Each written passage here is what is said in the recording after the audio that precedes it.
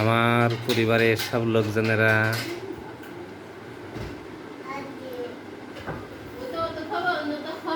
আমার সাহেব পাসমি আর আমার ছেলে রোহান, সবাই আমরা ইফতারের জন্য বসে আছি।